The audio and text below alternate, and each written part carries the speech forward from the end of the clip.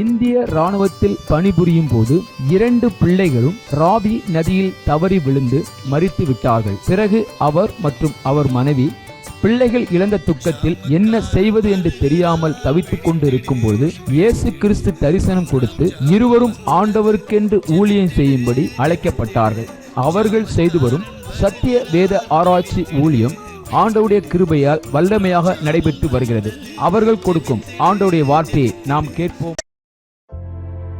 இந்திய தேசத்தில் எழுப்புதல் வேண்டும், இயேசு சிந்திய ரத்தம் தெளித்திட வேண்டும், ஆத்தும அறுவடை செய்திட வேண்டும், சீடரை எங்கும் அனுப்பிட வேண்டும்.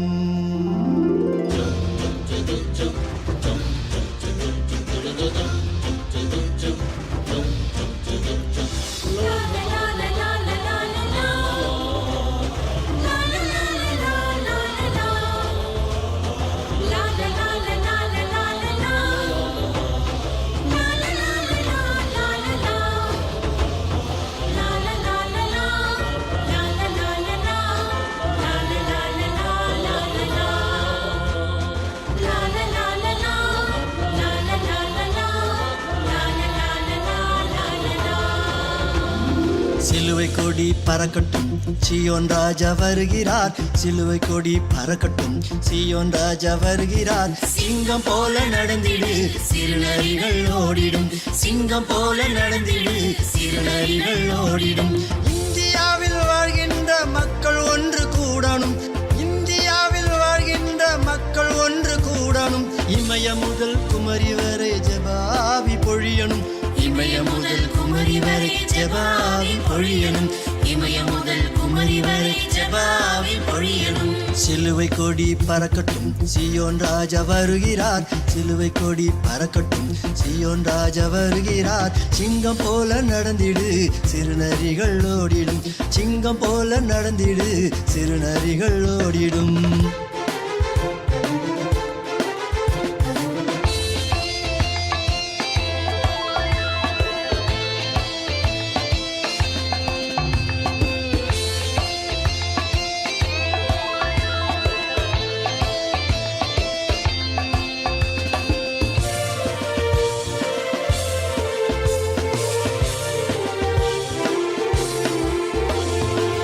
வறுமை பாவத்திலே சாகும் ஜனத்தை மீட்கணும், வறுமை பாவத்திலே சாகும் ஜனத்தை மீட்கணும்.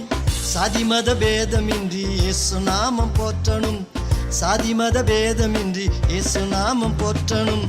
சமத்துவ சமுதாயம் சத்தம் இன்றி மலரணும், சமத்துவ சமுதாயம் சத்தம் இன்றி மலரணும்.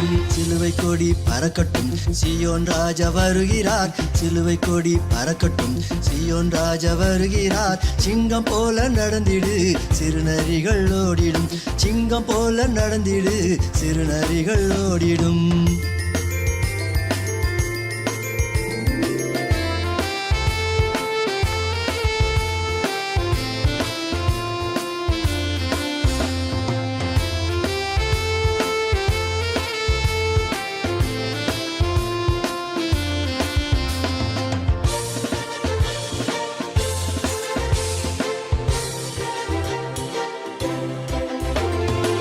சீடனும் ஜாமக்காரன் யுத்த வீரன் எழுமனும், சீடனும் ஜாமக்காரன் யுத்த வீரன் எழுமனும்.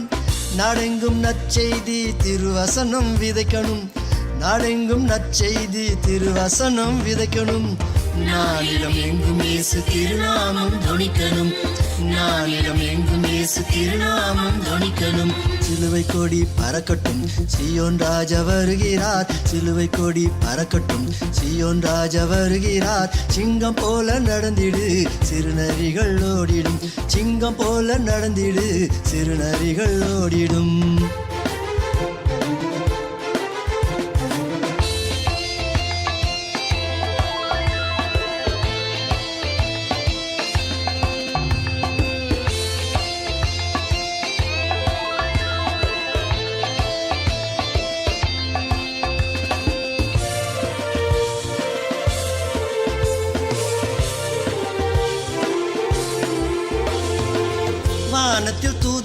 கூட்டம் எக்காலதுணி கேட்கும் போது, வானத்தில் தூதர் கூட்டம் எக்காலதுணி கேட்கும் போது, இயேசு ராஜா வருவாரு எதிர்கொண்டு அழைக்கணும், இயேசு ராஜா வருவாரு எதிர்கொண்டு அழைக்கணும்.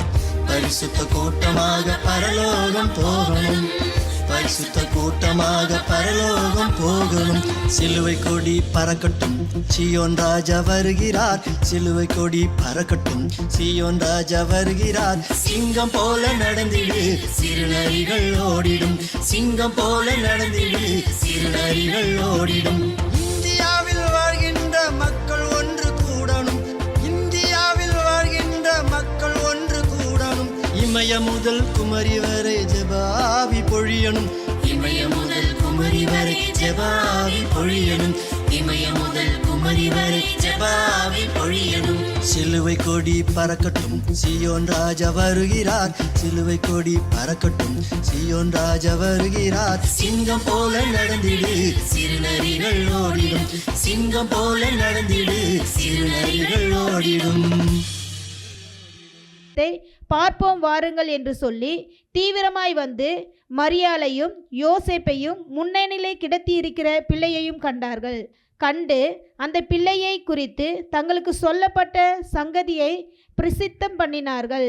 மேய்ப்பராலே தங்களுக்கு சொல்லப்பட்டதை கேட்டு யாவரும் அவைகளை குறித்து ஆச்சரியப்பட்டார்கள். மரியாளோ அந்த சங்கதிகளை எல்லாம் தன் இருதயத்திலே வைத்து சிந்தனை பண்ணினாள். மேய்ப்பர்கள் தங்களுக்கு சொல்லப்பட்டதின்படியே கேட்டு கண்ட எல்லாவற்றிற்காகவும் தேவனை மகிமைப்படுத்தி துதித்து கொண்டு திரும்பி போனார்கள். அல்லேலூயா. அல்லேலூயா. பாருங்க, ஆண்டவராக இயேசு கிறிஸ்து, புரியுதுங்களா? 10ஆம் வசனத்தில் நான் வாசிக்கிறேன், அங்கே கவனமாக பாருங்க. அங்கே என்ன சொல்லப்பட்ட, தேவதூதன் அவர்களை நோக்கி பயப்படாதிருங்கள். அல்லேலூயா. அப்போ ஏற்கனவே அங்கே என்ன நடந்து கொண்டிருக்கிறது? அந்த பயம் உண்டாகி கொண்டிருக்கிறது. எங்கே பயம் உண்டாகி கொண்டிருக்கிறது? அந்த பட்டணத்துக்குள். அல்லேலூயா. எந்த பட்டணத்துக்குள்? அந்த இஸ்ரவேல் தேசத்துக்குள். அல்லேலூயா. ஏன் அங்கே பயம் இருந்ததுன்னா, மல்கியா புஸ்தகத்திலிருந்து மத்தேயு புஸ்தகம் வரைக்கும் நீங்கள் பார்த்தீங்கன்னா 400 வருடம் இருளான ஒரு வருடங்கள். அல்லேலூயா. மல்கியா புஸ்தகத்தை பேருக்கு தெரியும், பழைய ஏற்பாட்டினுடைய கடைசி புத்தகம். அல்லேலூயா. கடைசி புத்தகத்தில் முடியும் போது அங்கே நீங்கள் பார்க்கும் போது 400 வருடம், எத்தனை வருடம்? 400 வருடம் என்ன நடந்தது? இருள் சூழ்ந்தது. அல்லேலூயா. அந்த 400 வருடம் இருள் இருந்தனால்தான் முதல் எடுத்த தேவதூதன் என்ன சொல்றாரு? பயப்படாதிருங்கள். அல்லேலூயா.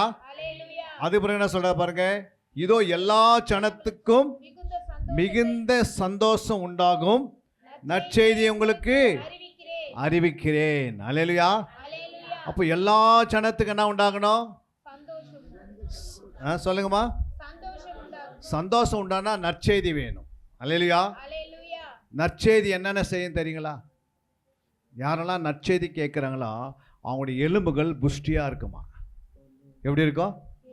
எந்த மூட்டு வலி வராதான், எலும்பில் எந்த கேன்சர் வராது, எலும்பு எப்படி இருக்குன்னா பலன் உள்ளதாக இருக்கும். அதான் நற்செய்தி எலும்புகளை புஷ்டியாக்கும். எவ்வளோ நீ மெசேஜ் சத்தியத்தை கேட்குறீங்களோ, எவ்வளோ கேட்டு வாங்குறீங்களோ காது வழியாக, அது உங்களுடைய எலும்புக்குள்ளே போய் உங்கள் எலும்புக்குள்ளே என்ன உண்டாகுது? பலத்தை உண்டாக்கி தருகிறது. அல்லேலூயா. அதனால் 80 வயசானாலும் உங்களுடைய கால்லாம் தள்ளாடாது. அல்லேலூயா. உங்களுடைய காலில் நற்செய்தி எலும்புக்குள்ளே நுழையும் அப்படின்னு நீதிமொழிகள் எழுதப்பட்டிருக்கிறது. நற்செய்தி எலும்புகளை புஷ்டியாக்கும். நற்செய்தி உங்களுக்கு சந்தோஷத்தை கொண்டு வரும். அல்லேலூயா. எங்கே நற்செய்தி இருக்கிறதோ அங்கே விடுதலை உண்டாகிறது. அதனால தான் அநேக இடங்களிலே நற்செய்திகளை சொன்னார்கள். அல்லேலூயா.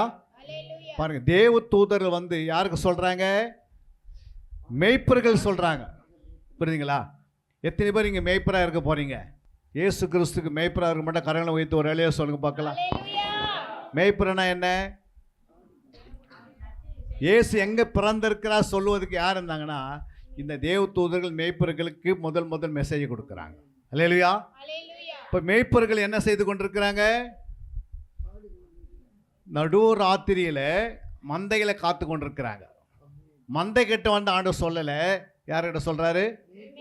மேய்ப்பர்கிட்ட சொல்கிறாரு. அல்லேலூயா. நீங்கள் எல்லாம் மேய்ப்பராக இருந்தீங்கன்னா ஆண்டவர்கிட்ட வந்து என்ன பண்ணுவார், நாளைக்கு இந்த பட்டணத்துக்கு போய் இந்த வீட்டில் என்ன பண்ணுங்க, நற்செய்தி அறிவிங்க. அல்லேலூயா. இப்போ இந்த நற்செய்தி எல்லார் மேலே விழுந்த கடமை. புரியுங்களா? யாருமே நற்செய்தி என்ன பண்ணக்கூடாது, ஒளித்து வைக்கக்கூடாது, அது மறைமுகமாக வைத்து கொள்ளக்கூடாது. இன்னைக்கு இயேசு பிறந்தான்னு சொல்லி நீங்கள் எங்கே வேலை செய்கிறீங்களோ, நீங்கள் எந்த வீட்டில் எடுக்கிறீங்களோ, நீங்கள் எந்த இடத்துல வேலை செய்கிறீங்களோ அந்த இடத்துக்கு என்ன செய்யணும், நீங்கள் போகிலும் வருகிலும் நற்செய்தி அறிவிக்கணும். அல்லேலூயா. அங்கே சொல்லப்பட்டது பாருங்க, நீதிமொழி 15:30. கண்களின் ஒளி இருதயத்தை பூரிப்பாக்கும், நற்செய்தி எலும்புகளை புஷ்டியாக்கும். பாருங்க, நற்செய்தி எலும்புகளை என்ன ஆக்குமா, புஷ்டியாக்கும். அல்லேலூயா. நம்முடைய எலும்புகளில், நம்முடைய சரீரத்தில் எத்தனை எலும்புகள் இருக்குது? 216 எலும்புகளையும் கத்தனை செய்வார், புஷ்டியாக்குவார். புரியுதுங்களா? ஒரு எலும்பு மனுஷனுக்கு கம்மி, ஒரு எலும்பு பெண்களுக்கு அதிகம். அல்லேலூயா. ஏன் அப்படின்னா ஒரு எலும்பு, விலா எலும்பு பெண்களுக்காக எடுக்கப்பட்டிருக்கிறது. எத்தனை பேருக்கு தெரியும் இது? ஆதாமுக்கு உள்ளது ஒரு விலா எலும்பு எடுத்து பெண்ணை உண்டாக்கினார். ஒரு பெண்ணை உண்டாக்க முடியுமா ஒரு எலும்புல? சொல்லுங்க பாருங்க, உண்டாக்க முடியாது. ஆனால் இயேசு உண்டாக்கினார். ஏன் எலும்புல உண்டாக்கினார்?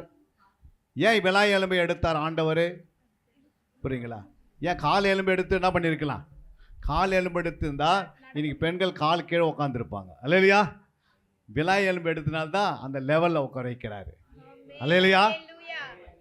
ஏன்னா ஆண்டவராக இயேசு பூமிக்கு வரும்போது அவருடைய விலா எலும்பு குத்தப்பட்டது.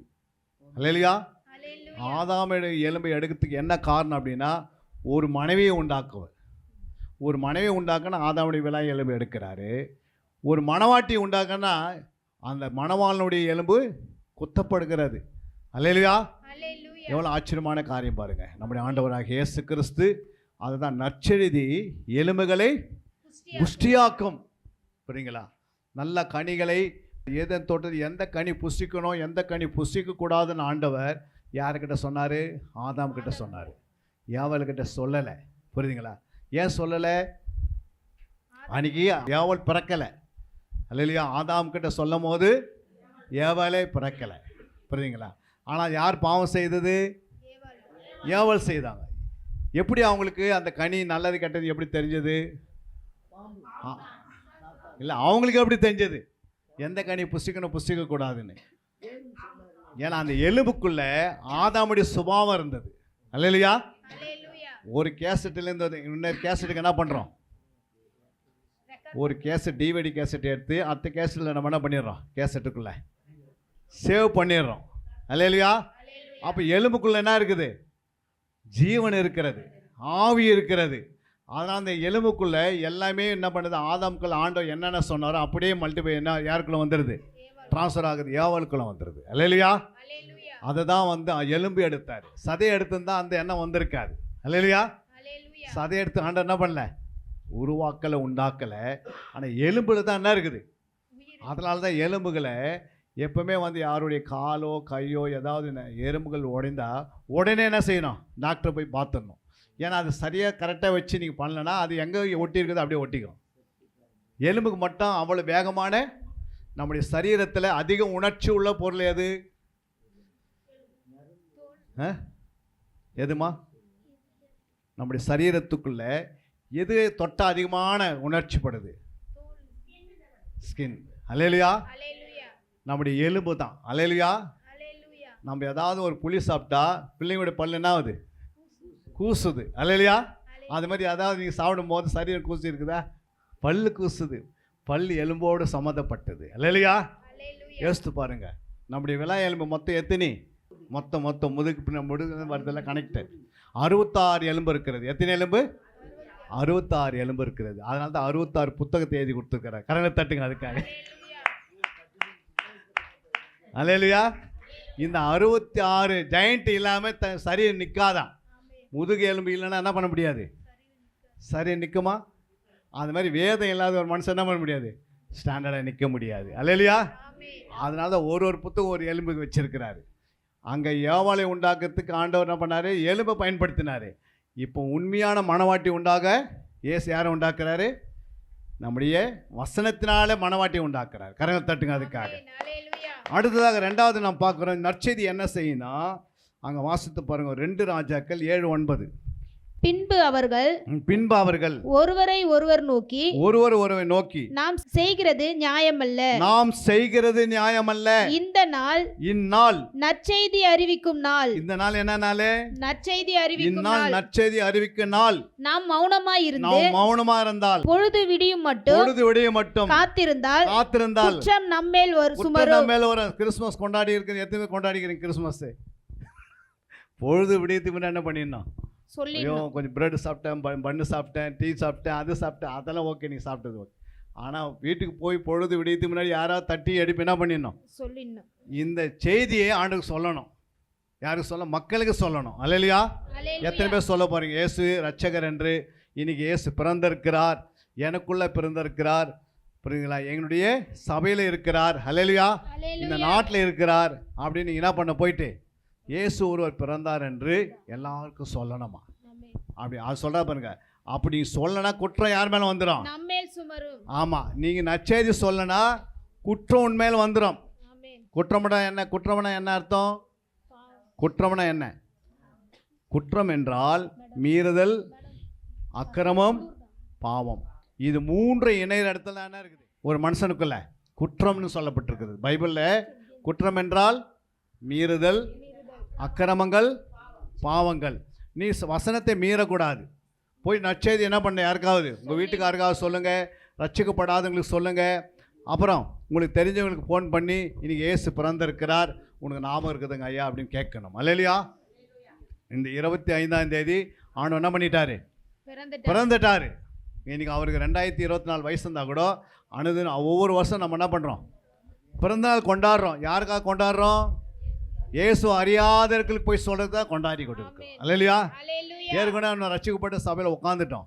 ஆனால் ரட்சிக்கப்படாதவங்க தான் அந்த டான்ஸு, ரட்சிக்கப்படாதவங்களுக்கு தான் அந்த பாடல், ரட்சிக்கப்படாதவங்களுக்கு தான் நம்ம ஏதாவது உதவிகள், ரட்சிக்கப்பட்டவங்களுக்கே என்ன பண்ணிக்கூடாது? கிஃப்ட்டுங்களை கொடுத்துக்கூடாது. அல்லேலூயா. யாருக்கு கொடுக்கணும்? ரட்சிக்கப்படாத நீங்கள் என்ன செலக்ட் பண்ணணும்? ஒரு 25 பேர் இந்த பகுதியில், ஒரு 30 பேர் செலக்ட் பண்ணி அவங்களுக்காக என்ன செய்யணும்? போய் சொல்லுங்கம்மா, அந்த நற்செய்தி சொல்லணும். 3வது நற்செய்தி எதற்காகனா, நீதிமொழி 25:25. தூர தேசத்திலிருந்து வரும் நற்செய்தி விடாய்த்த ஆத்துமாவுக்கு கிடைக்கும் குளிர்ந்த தண்ணீருக்கு சமானம். அல்லேலூயா. பாருங்க, தூர தேசத்திலிருந்து வர நற்செய்தி எங்கிருந்து வருது? செய்தி நற்செய்தி எங்கிருந்து வந்தது? தூர தேசத்தில், எருசலேம்ல இருந்து, இஸ்ரேல் தேசத்திலிருந்து, பெத்லஹேம்ல இருந்து எங்க வந்திருக்கு? இங்க வந்துடுச்சு. அல்லேலூயா. எங்க வந்திருக்கிறது? அது சொல்ல பாருங்க. தூர தேசத்திலிருந்து வரும் நற்செய்தி விடாய்த்த ஆத்துமாவுக்கு கிடைக்கும் குளிர்ந்த தண்ணீருக்கு சமானம். அல்லேலூயா. அப்ப ஆத்துமாவுக்கு எது ஏர் கண்டிஷன்? எதுமா? நற்செய்தி. உன் ஆத்மாவுக்கு நற்செய்தி வந்தா உங்களுடைய ஆத்மா எப்படி இருக்குமா? ஒரு ஏர் கண்டிஷன் ஏசியா மாறிடும். புரியுங்களா? இன்னைக்கு குளிர் இல்லாத ஆத்மா நிறைய பேர்கிட்ட இருக்குது. எப்போ பார்த்தா கோபம், எரிச்சல், புரியுங்களா? எதுக்கு எடுத்தாலும் டென்ஷன் ஆகிறது. டென்ஷன்னா என்ன அர்த்தம்? டென்ஷன்னா 10+ sin. என்னது டென்ஷன்? 10 கோபம் உள்ளவர்கள் தான் யாரு? டென்ஷன் உடையவர்கள். அல்லேலூயா. உன்னுடைய ஆத்மா நற்செய்தி கேட்டு கேட்டு கேட்டு உன் ஆத்மாவுக்கு என்ன வேணும்? குளிர்ந்த மனமா மாறணும். அல்லேலூயா. ஒரு ஆத்மா குளிர்ந்த மனமா மாறல அவனுக்குள்ள, அது அந்த ஆத்மாவுக்கு தான் சாந்தமுள்ள ஆத்மா, பொறுமை உள்ள ஆத்மா, நிதானிக்கிற ஆத்மா, பதறாத ஒரு ஆத்மா, பதற்றமே இருக்காது அந்த ஆத்மாவுக்கு. அல்லேலூயா. ஏன் இருக்காதுன்னா, இயேசு எனக்குள்ளே பிறந்திருக்கிறார். அல்லேலூயா. உலகத்தில் பிறக்கல, இயேசு எங்கே பிறந்தாரு? உனக்குள்ளே பிறந்திருக்கிறார்.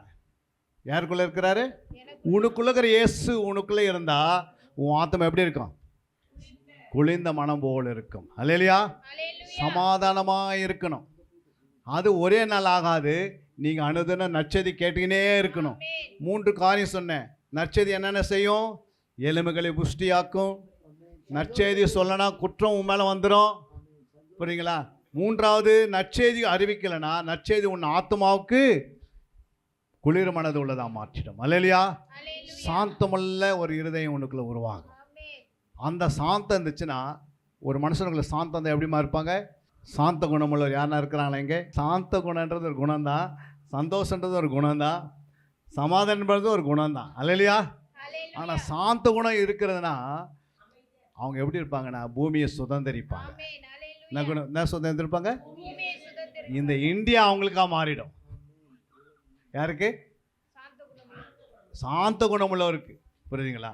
காந்தி தாத்தா என்ன பண்ணாராம், போயிட்டு வெளிநாட்டில் படிச்சுருக்கும் போது அந்த படிப்பில் பைபிளை பிடிப்பாங்களாம், அதிகமாக புதிய ஏற்பாட்டை அதிகமாக கற்றுக்கொள்ளுருக்கு. அவர் கற்றுக்கொண்டு இந்தியாவுக்கு வரும்போது வெள்ளைக்காரனுடைய ஆட்சியில், புரியுதுங்களா, காந்தி போய்கொண்டே இருக்கும் போது ஒரு வெள்ளைக்காரன் என்ன பண்ணாங்க, வாட்ச்மேன், அவர் ஓடி வந்து ஷூவை கட்டி யாரை அடிச்சிட்டாரு? காந்தி அடிச்சிட்டாரு. உடனே காந்தி அந்த ஷூ எடுத்து அந்த வெள்ளைக்காரர்கிட்ட கொடுத்து, புரியுதுங்களா, என்னை அடித்ததுனால இந்த ஷூக்கு ஏதாவது அடிபட்டுருக்குதான்னு கேட்டாராம். அடி யாருக்கு வைக்கணும்? காந்திக்கு தான் அடி வந்தது. ஆனால் காந்தி அந்த ஷூ எடுத்து யார்கிட்ட கொடுக்குறாராம்? வெள்ளைக்காரன் அவங்ககிட்ட கொடுத்துட்டு, ஷூக்கு எங்காவது அடிபட்டுருக்குதா பாருங்க அப்படின்னு கேட்டாராம். உடனே இந்த வார்த்தை கேட்டான் அந்த வெள்ளைக்காரன் சுருண்டு கீழே வந்துட்டாரான். அப்போ கேட்டேன், நீங்கள் எப்படிங்க, நான் இவ்வளோ திட்டினேன், அடித்தேன், நீங்கள் அமைதியாக இருந்தது காரணம், சாந்தமாக இருந்தது காரணம் என்னன்னா, இயேசுடைய வசனத்தை நான் லண்டனில் படிக்கும் போது அன்றைக்கி நான் அதை உணர்ந்து கொண்டேன். அந்த சாந்தம் எனக்குள்ளே வந்ததுனால தான் இன்றைக்கி நான் இந்த தேசத்தை பூமி சுதந்திரிக்கத்தக்க உதவி செய்தார். அப்போ காந்தி இந்த பூமி என்ன பண்ணார்? நம்முடைய நாட்டை எப்படியாவது நான் கையில் வரணும், இந்தியா தேசத்துக்குள்ளே வரணும்னா அவர் சாந்த குணமெல்லாம் இருந்தார். நம்ம சாந்த குணமெல்லாம் இருக்கிறோமா? நாமே ஆராய்ந்து பார்க்கணும். இயேசு பிறந்தார் உண்மை, இயேசு மரித்தது உண்மை, இயேசு உயிரோடு இருந்தது உண்மை. ஆனால் அந்த இயேசு உனக்குள்ளே இருக்கிறாரா? அதை தான் நாம் ஆராய்கிறோம்.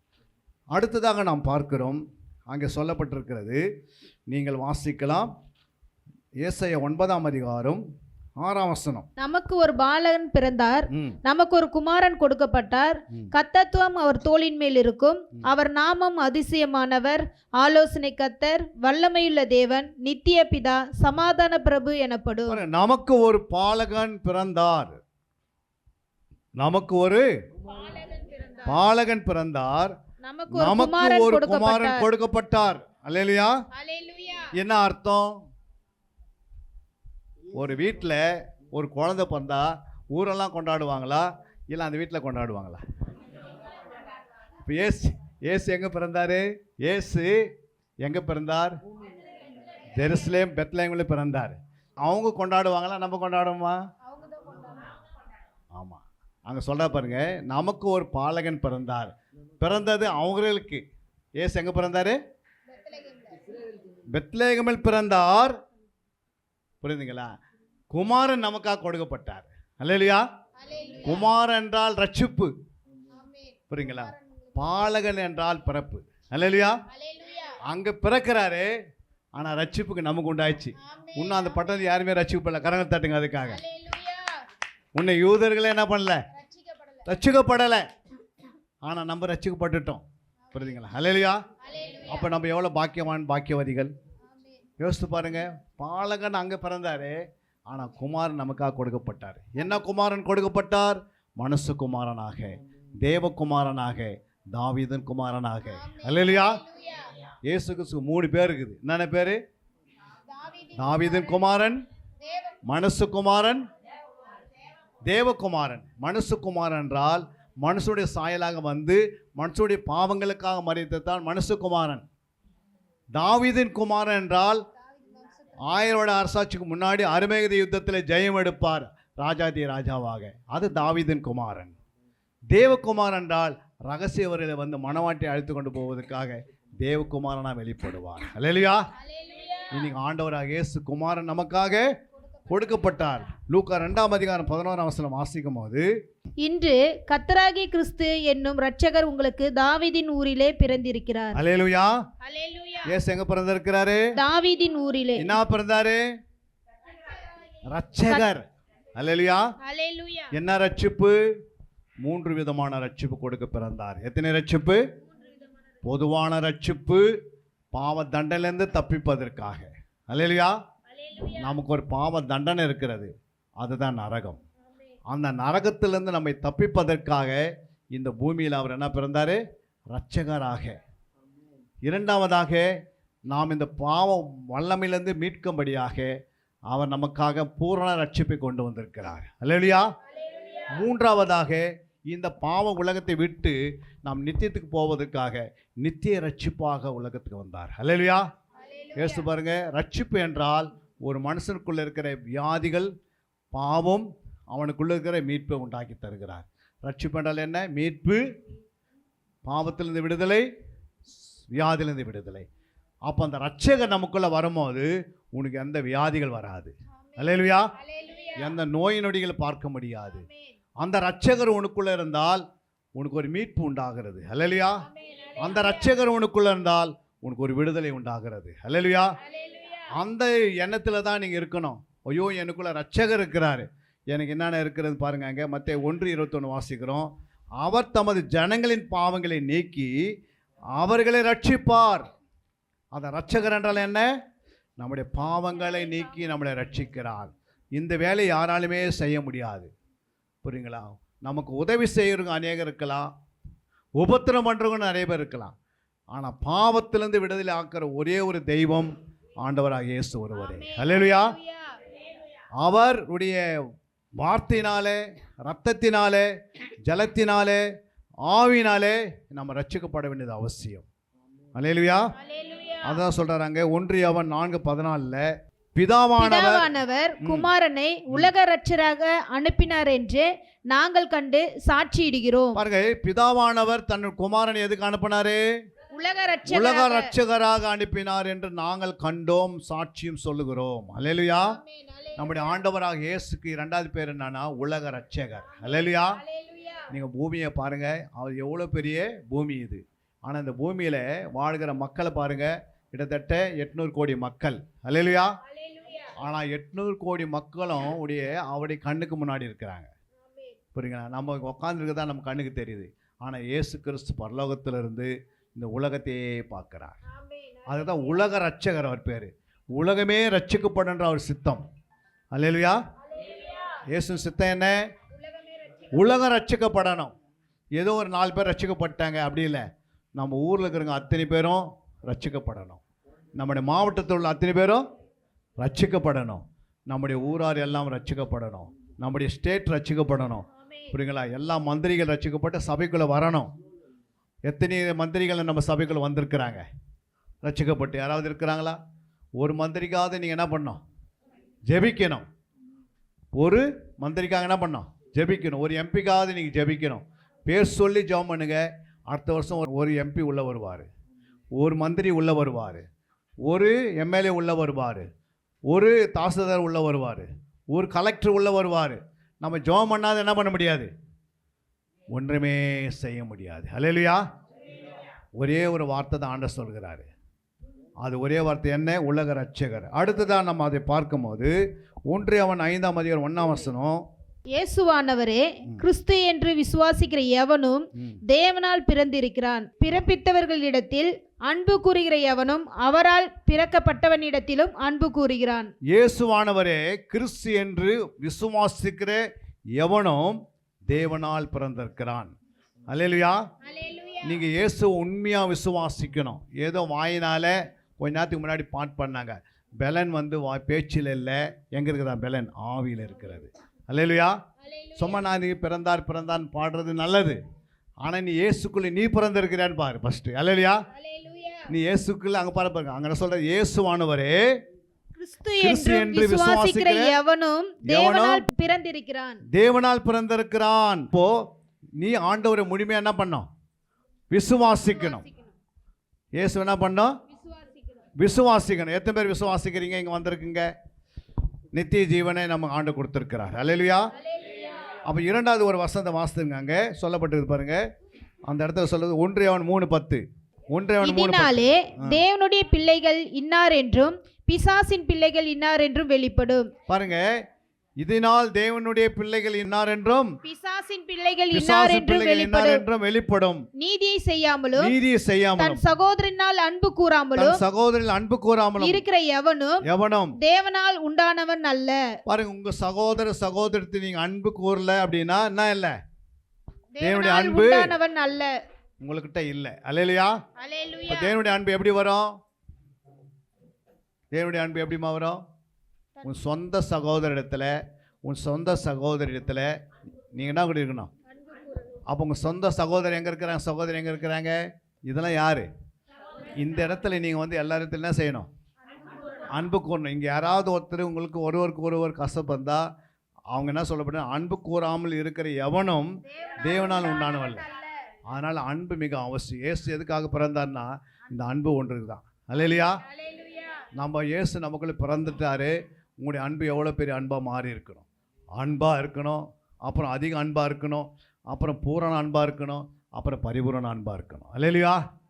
சரீரம் வளர்கிறது, அன்பு வளர்கிறதா? சம்பளம் ஏற்றி கொண்டே போகிறாங்க, ஆனால் அன்பு வளருதா? ஆலயத்துக்கு ஓடிக்கொண்டே வருகிறோம், ஆனால் நமக்கு அன்பு வளருதா? போன வருஷம் உங்களுக்கு அன்பு 30% இருந்தால் இந்த வருஷம் எத்தனை % ஆகிருக்கணும்? 60% ஆகிருக்கணும். அப்போ எங்கே ஆகலைன்னு என்ன செய்யணும்? மறுபடியும் ஆண்டவர்கிட்ட கேட்கணும். ஆண்டவரே, நான் தப்பான வழியில் ஏதோ போய் கொண்டிருக்கிறேன், என்னை வருகிற 2025 என்னுடைய அன்பு 60% இருக்குன்னு சொல்லணும். அல்லேலூயா. அப்போ அன்பு வளர வளர வளர உன் வாழ்க்கை எப்படி இருக்கும்? சிறப்பாக இருக்கும். மூன்றாவதாக இயேசு கிறிஸ்து ஏன் வந்தார் என்றால், தானியேல் 9:24 மீறுதலை தவிர்க்கிறதற்கும் பாவங்களை தொலைக்கிறதற்கும் அக்கிரமத்தை நிவர்த்தி பண்ணுகிறதற்கும் நித்திய நீதியை வருவிக்கிறதற்கும் தரிசனத்தையும் தீர்க்க தரிசனத்தையும் முத்திரிக்கிறதற்கும் மகா பரிசுத்தமுள்ளவரை அபிஷேகம் பண்ணுகிறதற்கும் உன் ஜனத்தின் மேலும் உன் பரிசுத்த நகரத்தின் மேலும் 70 வாரங்கள் செல்லும்படி குறிக்கப்பட்டிருக்கிறது. அல்லேலூயா. பாருங்க என்ன சொல்லி இருக்கிறாரு. முதலாவது மீறுதல் தவிர்க்கப்படணும். உன்னை விட்டு வெளியே போயிடணும். மீறுதல். இன்னைக்கு எத்தனை பேர் மீறுறீங்க? ஒரு வசனம் ஆண்டவர் பேசி கொண்டிருக்கும் போது இங்கே அங்கே ஓடுறதெல்லாம் மீறுதலை குறிக்கிறது. அல்லேலூயா. கர்த்தர் பேசும்போது எப்படி இருக்கும்? ஒரு இன்டர்வியூக்கு போகிறீங்க, நடுவில் நான் டீ ஏற்று நடுவில் இப்படி போயின்னு வந்த நான் சொல்லுவார். ஒரு இன்டர்வியூவில் நீங்கள் போயிருக்கிறீங்க, நடுவில் ஒருத்தர் டீ எடுத்துன்னு இப்படின்னு போயின்னு வந்தால் என்ன சொல்லுவார்? இன்டர்வியூ எடுக்கிறார் அவர் என்ன சொல்லுவார்? கேன்சல் பண்ணிவிடுவார். ஒரு இன்டர்வியூ எடுக்கிற மனுஷனுக்கு முன்னாடியே பயபக்தியாக போய் உட்காரோம். அல்லேலூயா. ஆனால் ஆண்டவர் பேசும்போது நம்ம எப்படி உட்காரணும்? ரொம்ப பயபக்தியாக உட்காரணும். யார் போகிறாங்களோ போகட்டும், யார் உட்காரட்டும். ஆனால் நமக்கு என்ன பண்ணோம்? கர்த்தர் யாருக்கு சித்தமாக இருந்தால் அவங்கள உட்கார வைப்பார். யாருக்கு சித்தமெல்லாம் அவங்க போயினே இருப்பாங்க. அல்லேலூயா. யார் சித்தம் இருக்குதோ, ஆண்டவர் சித்தம் இருக்குதோ அவங்க கேட்டு கவனமாக எழுதினே இருப்பாங்க. புரியுங்களா? கழுகு எவ்வளோ தொழு பறந்தாலும் இறை மேலேயே அதுக்கு என்ன இருக்கும்? கண் இருக்கும். நம்ம எங்கே உட்காந்தாலும் எங்கே கண் இருக்கணும்? கர்த்தருடைய வசனத்தை மேலேயே கவனம் இருக்கணும். அல்லேலூயா. ஏன் அப்படின்னு, இந்த வசனம் உன்னை என்ன பண்ணும்? உன் வாழ்க்கையை மாற்றிடும். ஒரே ஒரு வசனம் உன் வாழ்க்கை என்ன செய்யணும்? அழகாக மாற்றி அமைச்சிடும். அதான் ஆண்டு சொல்லுவார். ஒரு வசனம் வரும்போது அது உனக்காக வந்திருக்கும். நம்ம எவ்வளோ சோகம் பண்ணுறோம், எவ்வளோ கண்ணீர் விடுறோம், எவ்வளோ வேதனைப்படுறோம். அந்த ஒரு வசனம் நம்ம விட்டு போயிடுச்சுட்டு மறுபடியும் வரத்துக்கு 5 வருஷம் கூட ஆகிடும் அந்த வசனம் நமக்கு கிடைக்கிறதுக்கு. அல்லேலூயா. ஏன் அப்படின்னா ஆண்டவர் பேசும்போது நம்ம கவனமாக கேட்கணும். அல்லேலூயா. ஒரு வியாதி உன்கிட்ட இருக்கும், அந்த வசனத்தை கேட்கும் போது அந்த வியாதி அழிஞ்சிடும். புரியுங்களா? பிசாசுக்கு தெரியும் இந்த அம்மாவுக்கு எடுத்துக்கிட்டு அப்படி இப்படி ஓடினே இருந்தால் அந்த அம்மாவுக்கு வியாதி அப்படியே பர்மனெண்ட்டாக வச்சு விட்ருவான். அந்த வியாதி எடுப்பதுக்கு தான் சபை கொண்டு வராரு. உன் கஷ்டத்துலேருந்து வெளியே விடுவதற்காக தான் ஆண்டு கொண்டு வராரு. உன்னுடைய தரித்திரம் ஒன்று விட்டு நீங்குவதற்கு தான் ஆலயத்துக்கு கொண்டு வராரு. உன்னுடைய எல்லா விதமான கர்ப்பத்தில் குழந்தை பிறக்காத இருக்கிறதுக்கு காரணம் என்னன்னா, நீ எப்படியாவது இந்த வருஷம் பெற்றெடுக்கிறதுக்காக வசந்தை கொடுப்பார். அல்லேலூயா. உன் வீடு கட்டாத வீடு கட்டப்படுவதுக்கு தான் வசந்தை கொடுக்குறாரு. புரியுங்களா? எதனாவது ஆண்டருக்கு இதில் பிரயோஜனம் இருக்குதா? நம்ம வீடு கட்டுவதுக்கு, நம்ம அதை குடியிருப்பதுக்கு யாருன்னா பயன் இருக்குதா? இயேசு பிறகு அவன் ஜீவனை கொடுத்து நமக்கு இதெல்லாம் கொடுக்குறாரு. அல்லேலூயா. அப்போ வசனத்தை நீ கேட்கும் போது உன் வாழ்க்கையில் என்ன உண்டாகுது? திருப்புமுனை உண்டாயிடுது. புரியுங்களா? கடந்த காலம் போயிடுச்சு. புதிய வருஷத்தில் வசனத்தோடு நீங்கள் போய் வீட்டில் என்ன பண்ணணும்? இந்த வசனத்தை அதிகமான நேரத்தை கொடுக்கணும். ஏன்னா இந்த வசனத்தை ஏன் படிக்க சொல்கிறான்னா, புரியுங்களா, அனுதினம் நம்முடைய வாழ்க்கையில் வசனம் இருந்தால், புரியுங்களா, உன்னுடைய வாழ்க்கையில் எந்த வியாதிகளோ, எந்த தரித்திரமோ, எந்த விதமான சாபத்து கட்டோ, எந்த விதமான மாந்திரை கட்டுகளோ, எந்த விதமான செய்வனை கட்டுகளோ, எந்த விதமான பொல்லாத கடன் தொல்லையோ, எந்த விதமான தலைவலியோ, எந்த விதமான பலவீனமோ குழந்தை பாக்கியம் இல்லாத தன்மையோ எல்லாமே உங்களை விட்டு போயிடுது. அல்லேலூயா. ஏன்னா வசனம் உன்னை விடுதலாக்கி அமைச்சிடும். உன் வாழ்க்கையை மாற்றுவதுக்கு தான் வசனம். உன் வாழ்க்கையில் ஒரு நிம்மதி வர்றதுக்கு தான் வசனம். அல்லேலூயா. அந்த நிம்மதியான ஒரு வாழ்க்கை தருவது இயேசு ஒருவரே. அவர் பிறந்தது உண்மை. நமக்கு சந்தோஷம், மிகுந்த சமாதானத்தை, மிகுந்த சந்தோஷத்தை, மிகுந்த தாழ்மையை கொடுக்கிறது வசனம். அல்லேலூயா. அதை பெற்றுக்கொண்டால் அது முடிவில் உதவும். அல்லேலூயா. உன் நம்பிக்கை வீண் போகவே போகாது. கர்த்தர் உன்னை உயர்த்துவார். அல்லேலூயா. ஆதியாகமம் 3ஆம் அதிகாரம் 15ஆம் வசனம் சொல்லுகிறது. வாசிக்குமா? உனக்கும் ஸ்திரீக்கும் உன் வித்துக்கும் அவள் வித்துக்கும் பகை உண்டாக்குவேன். அவர் உன் தலையை நசுக்குவார், நீ அவர் குதிகாலை நசுக்குவாய் என்றார். அல்லேலூயா. அல்லேலூயா. பாருங்க என்ன சொல்றார் ஆண்டவரே. உனக்கும் ஸ்திரீக்கும் உன் வித்துக்கும் அவள் வித்துக்கும். அல்லேலூயா. உன் வித்துக்கும் அவள் வித்துக்கும் பகை உண்டாக்குவேன், அவர் உன் தலையை நசுக்குவார். அல்லேலூயா. அவர் தான் இயேசு கிறிஸ்து. இயேசு எதுக்கு பிறந்தாரு? பிசாசுடைய தலையை நசுக்கிறதுக்காக தான் பிறந்தாரு. அல்லேலூயா.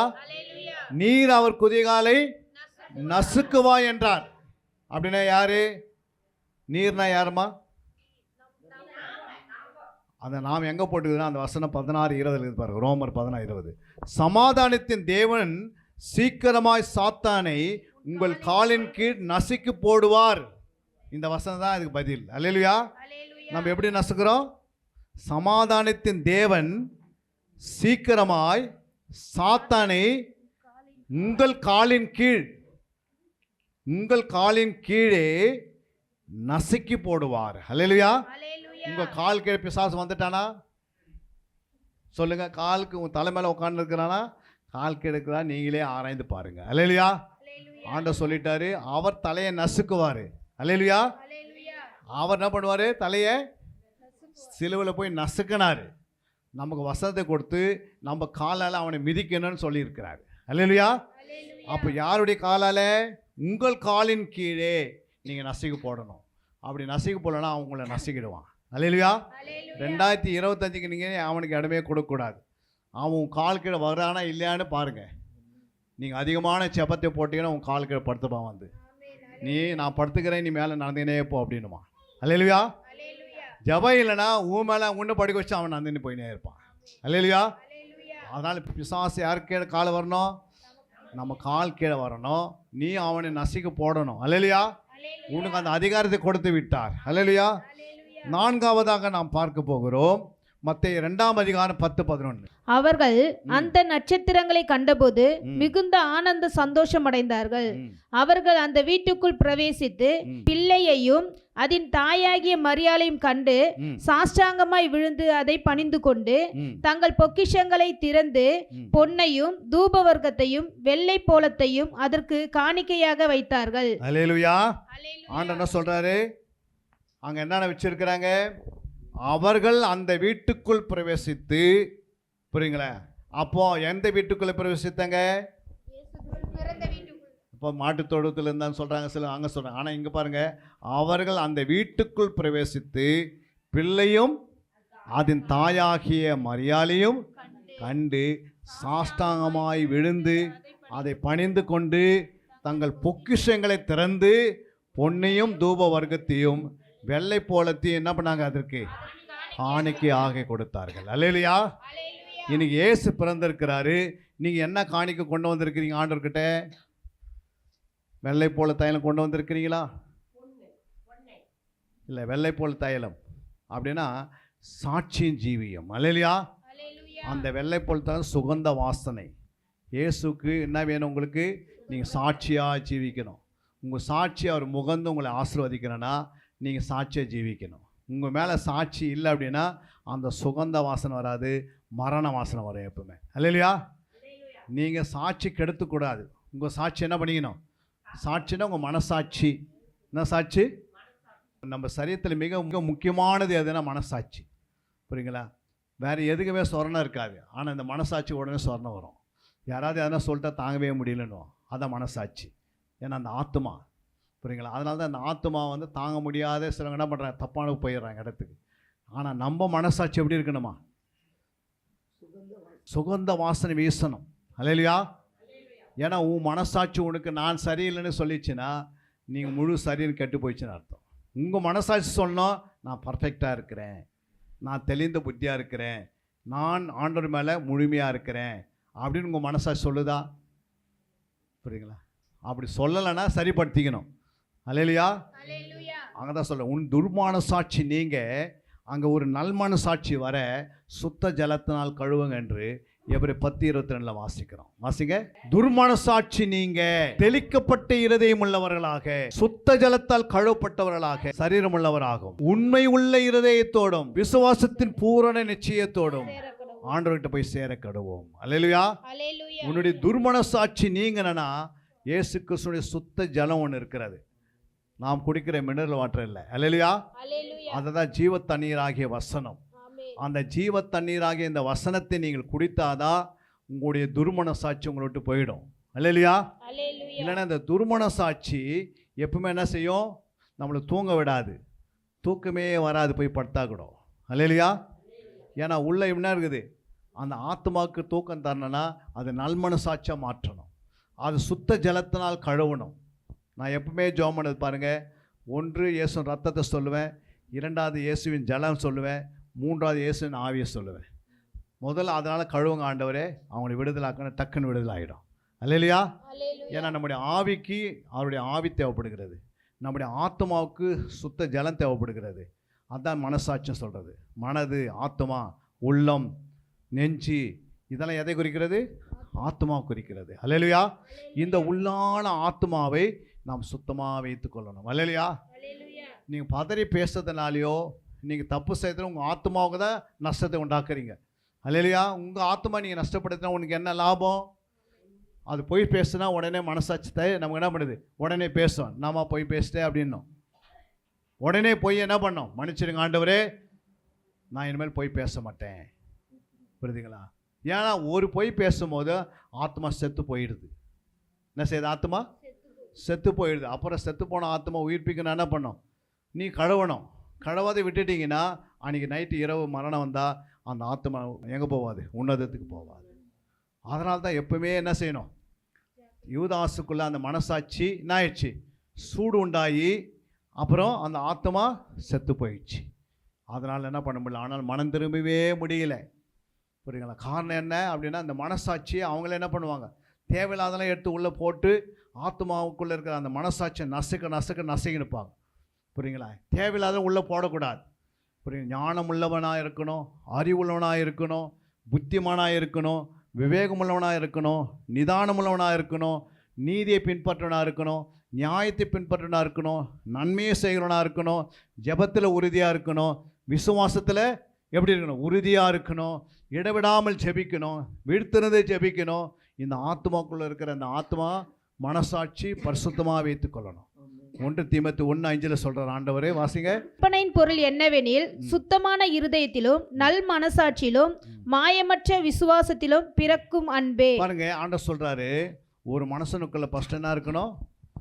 சுத்தமான இருதயம். நம்ம இல்லை, கற்பனையின் பொருள் என்னவெனில் அப்படின்னு ஒரு கேள்வி கேட்கிறாரு. கற்பனைக்கு பொருள் இருக்கிறது. என்ன இருக்குது? கற்பனைக்கு பொருள் இருக்கிறது. அப்போ கற்பனைனா என்ன? கற்பனைனா என்னம்மா? வேதத்தில் 3 விதமான கற்பனை இருக்கிறது. எத்தனை விதமான கற்பனை? 3 விதமான கற்பனை இருக்குது. இதுக்கு பேர் தான் பொருள். புரியுங்களா? ஒன்றா இருந்தால் அதுக்கு பொருள் சொல்ல மாட்டார். அது 3ஆக இருக்கனால கற்பனையின் பொருள் என்னவென்றால், என்னவெனில் ஒரு கேள்வி எழுப்புறாரு. அப்போது யார் எழுப்புது? தீமோத்தேயு எழுப்புறாரு சபைக்கு. அப்போ நம்ம தீமோத்தேயு எழுப்புற சபைக்கு எழுப்புறாரு, கற்பனையின் பொருள் என்னவெனில். அல்லேலூயா. அப்போ கற்பனைனா என்ன? எபேசியர் 6:3 சொல்கிறது. கற்பனைனா என்ன பாருங்க. உன் தகப்பனையும் உன் தாயையும் கனம் பண்ணுவாயாக என்பதே வாக்குத்தத்தத்தின் முதலாம் கற்பனை. அல்லேலூயா. இங்கே உங்கள் தாய் தகப்பனையும் கனம் பண்ணலைன்னா அந்த கற்பனை நீ மீறிட்டின்னு அர்த்தம். அல்லேலூயா. கற்பனை மீறிட்டினா அது பிறகு உனக்கு லைஃப்பில் என்ன கிடைக்காது? நித்திய ஜீவன் உண்டாகாது. அப்போ இயேசு எழுதி வச்ச கற்பனையில் முதலாம் கற்பனை எது? தாயை தகப்பனை கனம் பண்ணணும். அதுக்கடுத்து இன்னொரு கற்பனை 22:37. இயேசு அவனை நோக்கி இயேசு அவனை நோக்கி உன் தேவனாகிய கர்த்தரிடத்தில் உன் முழு இருதயத்தோடும் உன் முழு ஆத்மாவோடும் உன் முழு மனதோடும் அன்பு கூறுவாயாக. இது முதலாம் பிரதான கற்பனை. இது முதலாம் பிரதான கற்பனை. இது என்ன கற்பனை? முதல் கற்பனை எது? தாய் தகப்பனை யாரை கணப்பண்ண? உன் தாய் தகப்பனை கணப்பண்ணத்தான் முதலாம் கற்பனை. ஆனால் இங்கே சொல்கிறாரு இது முதலாம் பிரதான கற்பனை. இதுக்கு ஒரு என்னாவது கொஞ்சம் ஹை பவர் இருக்குது. இது என்ன செய்யணும்? நீ இந்த முதலாம் பிரதான கற்பனை உனக்குள்ளே வந்துடுச்சுன்னா நீ தேவனிடத்தில் என்ன பண்ணும்? உன் ஆத்மாவோடும் உன் ஆவியோடும் உன் சரீரத்தோடு அன்பு கூறணும் முழுமையாக. இது முதலாம் பிரதான கற்பனை. இரண்டாம் கற்பனை என்ன சொல்கிறது? அடுத்தது இதற்கு ஒப்பாயிருக்கிற இரண்டாம் கற்பனை என்னவென்றால், உன்னிடத்தில் நீ அன்பு கூறுவது போல பிறனிடத்திலும் அன்பு கூறுவாயாக என்பதே. இது என்ன கற்பனை? இரண்டாம் கற்பனை. அப்போ முதலாம் கற்பனை, இரண்டாம் கற்பனை, முதலாம் பிரதான கற்பனை. இதுக்கு பேர் தான் தீமோத்தேயு சொல்றாரு முதலாம் கற்பனையின் பொருள் என்னவென்றால் அப்படின்னு சொல்லிட்டு இந்த 3 கற்பனை உங்ககிட்ட இருந்தால் தான் உனக்கு உள்ள அன்பு என்ன பண்ணோம் பிறக்கும் என்று 1 தீமோத்தேயு 1:5 வாசிங்க. கற்பனையின் பொருள் என்னவெனில் சுத்தமான இருதயத்திலும். பாருங்க, ஒரு சுத்தமான இருதயம் உனக்குள்ள இருக்குதா? சுத்தமான இருதயம். புரியுங்களா? சோப் போட்டு தலைக்கு என்ன பண்ணுறோம்? சோப் சர்ப்பெல்லாம் போட்டு என்ன பண்ணுறோம்? ஷாம்பு போட்டு நல்லா தலையை என்ன கசக்கிறோம். கசக்கும் போது என்ன பண்ணுது? உள்ளுக்கிற அழுக்கெல்லாம் வெளியே வருது. மண் சாப்பிட்ற இந்த முடியை இவ்வளோ கசைக்க கரெக்ட் பண்ணுறோம். அது வேணாம்னு சொல்லலை, அது கரெக்டாக செய்யணும். அல்லேலூயா. ஆனால் உள்ள ஒரு இருதயம் இருக்கிறது, அதுக்கு எந்த விதமான சர்ப்பு போட்டால் என்ன பண்ணாது? ஷாம்பு போட்டாலும் அது சுத்தமாகாது. அப்போ ஒரு மனுஷனுடைய இருதயம் எப்படி சுத்தமாகுது? வசனத்தின் மூலமாக. வேற அப்போஸ்தலர் 15:9 சொல்றாரு அந்த இருதயம் எப்படி சுத்தமாகுது? விசுவாசத்தினாலே. விசுவாசத்தினாலே அவர்கள் இருதயங்களை சுத்தமாக்கி. அப்போ உனக்குள்ள விசுவாசம் வந்துச்சுன்னு வச்சிங்களா, அப்போ உன் இருதயம் என்ன ஆகுது? சுத்தமாக்கிறாரு. அப்போ இந்த விசுவாசத்தை விட்டு போயிடே கூடாது. நிறைய பேர் கொஞ்ச நாள் விசுவாசம் இருக்குது, அப்புறம் அவிசுவாசமாக மாறி அப்புறம் அற்ப விசுவாசியாக மாறுறாங்க. சபைக்கு வர வர வர விசுவாசம் எப்படி இருக்கணும்? எப்படி வரணும்? 30%, 60%. இந்த வருஷம் நமக்குள்ள 30% விசுவாசம் இருந்தது. 10% வருஷம் எவ்வளோ இருக்கணும்? 60 மாறும். அதுக்கு அடுத்த வருஷம் 100 மடங்கு விசுவாசம் இருக்கணும். ஏன்னா விசுவாசம் இருக்குன்னா எல்லாமே கூடும். எல்லாத்தையும் இந்த உலகத்தை என்ன வேணால் அனுபவிக்கலாம். புரியுங்களா? அனுபவிக்கணும் தப்பான காரியங்கள் இல்லை, நல்லதே நம்ம விட்டு போயிடக்கூடாது. உனக்காக ஆண்டவர் நாளைக்கு காலையில் 10 மணிக்கு 1 கிலோ ஆப்பிள் சாப்பிட்ணுன்னா நீ சாப்பிடுவேன், விசுவாசம் தான் சாப்பிடுவேன். விசுவாசம் இல்லைன்னா ஆப்பிளோயே மோந்து தான் பார்க்க முடியும், அப்புறம் என்ன பண்ண முடியாது? சாப்பிட முடியாது. ஏன்னா உனக்குள்ள என்ன இல்லை? விசுவாசம். நீ விசுவாசிக்கும் போது பரலோகம் ஓப்பன் ஆகுது. டோர் என்னது ஓப்பன் ஆகி தூதனை வந்து ஆப்பிள் வாங்கி கொடுத்துட்டு போயினே இருப்பாங்க. நீ நினைப்ப என்னடா இவங்க வந்து 1 கிலோ ஆப்பிள் வாங்கிட்டு வந்து ஏன் வந்தாங்கன்னா உன் மனசில் நினச்ச விசுவாசத்தை அது வந்து சேர்ந்துச்சு. ஏன்னா விசுவாசம் பரலோகத்திலேருந்து கொண்டு வருது நன்மைகளை, நம்பிக்கை பூமியிலேருந்து உண்டாகுது. நீ ஆண்டவர் மேலே நம்பிக்கை வச்சா பூமியோடு முடிஞ்சது. நம்பிக்கை பார்க்குறதா நம்பிக்கை, பார்க்காதது பார்க்கல, அதுக்கு பேர் என்னது? விசுவாசம். பார்க்கறது பார்த்து நம்பிக்கிறது நம்பிக்கை. எதை பார்த்துட்டு இந்த பலகுண்டு வேணும்னு நான் பார்த்துட்டேன், ஆனால் இதுக்கு பின்னாடி பல பலகுண்டு இருக்குது, அதை பார்க்க நான் என்ன பண்ணணும்? விசுவாசிக்கணும். அப்போ நீ எதை பார்த்தாலும் விசுவாசம் உனக்குள்ள வளர வளர வளர உன் இருதயம் சுத்தமாயிக்கினே இருக்கும். ஒரு மனுஷனுடைய இருதயம் சுத்தம் ஆக ஆக ஆக என்ன உண்டாகுது? இருதயம் சுத்தம் ஆக ஆக நம்ம ஆகுது. மத்தேயு 5:8 வாசிங்க. இருதயத்தில் சுத்தமுள்ளவர்கள் பாக்கியவான்கள், அவர்கள் தேவனை தரிசிப்பார்கள். அல்லேலூயா. நீங்கள் டெய்லி பைபிள் வாசித்தா தான் வரும். சும்மா வந்து எதுக்கும் வாரத்துக்கு ஒரு நாள் வாசிச்சீங்கன்னா பைபிள் அவ்வளோ சீக்கிரம் எடுக்க முடியாது. அல்லேலூயா. அதை எடுத்து ஒரு நாளைக்கு 3 முறை வாசித்து பாருங்கள், வாயில் சரளா வாசனை வரும். அல்லேலூயா. அப்போ அதுக்கு ட்ரைனிங் தரல, பயிற்சின்னு சொல்கிறாருல. நமக்கு வாய் இல்லை கை இல்லைன்னா ஆண்டவர் ஊட்டிட்டு போயிடுவார். அல்லேலூயா. ஆனால் தினந்தோறும் நம்முடைய வாழ்க்கையில் நீ எடுத்து வேதத்தை வாசித்தனே இரு. வாசிக்க வாசிக்க வாசிக்க அதுக்கு பிறகு பாருங்கள் எந்த புத்தகம் எந்த இடத்துல இருக்குதுன்னு நமக்கு தெரியும். சில வசனம் சொன்ன பிறகு அந்த வசனத்தை போய் ஃபஸ்ட்டு பேஜில் பார்ப்பாங்க. அது பார்க்க தப்பு கிடையாது. ஆனால் 10 வருஷம் சபைக்கு வந்துட்டு அடுத்து போய் பார்க்கலாமா? புரியுங்களா? ஃபஸ்ட்டு வருஷம் வந்த நீ எல்லா பேஜையும் பார்த்து செக் பண்ணலாம். ஆனால் வசனம் எங்கே இருக்குதுன்னு உன் கை என்ன பண்ணோம்? நான் இங்கே மளிகை அண்ணனா எங்கே உன் கை வைக்க நாங்கள் வச்சு திருப்பண்ணா மளிகை வந்துடணும். அந்த அளவுக்கு உன் கை இருக்குதா? உன் கை வேறு எல்லாத்துக்கும் கை கொடுக்குறீங்க, ஆனால் எது கை கொடுக்க முடியல? இந்த வேதத்தை எங்கே இருக்குது டக்குன்னு எடுக்கணும்னா அப்போ ஆண்டு எவ்வளோ சந்தோஷப்படுவார். என் வேதத்தில் இவ்வளோ ஷார்ப்பாக இருக்கிற இந்த மகளை நான் அழகான இடத்துல கொண்டு போய் உட்காரிக்கணும். இல்லைனா தரித்திரமான இடத்துல போய் உட்காந்திங்கன்னு 10 ரூபா கூட கஷ்டப்படுவாங்க. நீ வேதத்தில் சிறந்தவனாக மாறி பாருங்க. நீ வேதத்துக்கு நிறைய நேரத்தை கொடுத்து பாருங்க. ஆண்டவர் எந்த டாப்பில் தூக்குறா பாருங்க உங்களை. நம்மளுக்கு வேதத்தை சுமக்காமல் மீதி எல்லாம் சுமந்துடுறோம். வேதத்தை சுமக்கிறவர்கள் வேதம் அவங்களை சுமக்கும். புரியுங்களா? நீ உலகத்தை சுமந்து கொண்டா உலகம் கைவிட்டுரும், ஆனால் வேதம் ஒரு நாளும் கைவிடாது. புரியுங்களா? வேதத்துக்கு முதல் இடத்தை கொடுக்குறவங்க கர்த்தர் அவங்களுக்கு முதல் இடத்தை முதல் ஆசீர்வாதம் அவங்களுக்கு வந்துடுது. புரியுங்களா? நீங்கள் டேஸ்ட் பண்ணி பாருங்கள் ஆண்டவரை. வேதன்றது யாரை குறிக்கிறது? அவரை குறிக்கிறது. இயேசு பிறந்தார்னா அவரை தான் குறிக்கிறது. அவருக்கு நீ முதல் இடத்தை கொடுத்து பாருங்கள், உனக்கு எல்லாத்தையும் முதல்ல வந்துடும். உன்னை எல்லாத்தையும் சிறந்தவனாக வைப்பார். புரியுங்களா? ஏன் அப்படின்னா அவர் எழுதின வார்த்தையை, அவருடைய வார்த்தையை நீ அனுதினம் வாசிக்கும் போது கர்த்தர் அது மேலே என்ன எப்படி இருப்பார்? அப்படி கண் மேலே அவர் கண்ணை போட்டு உன் மேலே பிரியமாக இருந்து உன்னை உயர்த்துவதற்காக அவர் என்ன செய்வார்? புரியுங்களா? நாங்களாம் ஒரு நாளில் நாங்கள் ஸ்கூல் படிக்கும்போது, வெல்ஃபேர் ஸ்கூலில் படிக்கும்போது 1970 நாங்கள் வெல்ஃபேர் ஸ்கூலில் படிக்கும்போது ஒரு காய்க்கு ட்ரெஸ்ஸு அவங்க கொடுப்பாங்க ஸ்கூலில். யார் எத்தனை பேர் வாங்கியிருக்கிறீங்க? ஒரு வெள்ளை சட்டு ஒரு காய் ட்ரெஸ் கொடுப்பாங்க. அதை தான் ஒரு வருஷம் நாங்கள் போடுவோம். எத்தனை வருஷம்? ஒரு வருஷம். யோசித்து பாருங்கள். அப்படிப்பட்ட மனுஷனுக்கு கோட் சூட்டு கொடுத்து, பல கோட் சூட்டு கொடுத்து பல நாடுகளுக்கு போய் வைக்கிறாரு.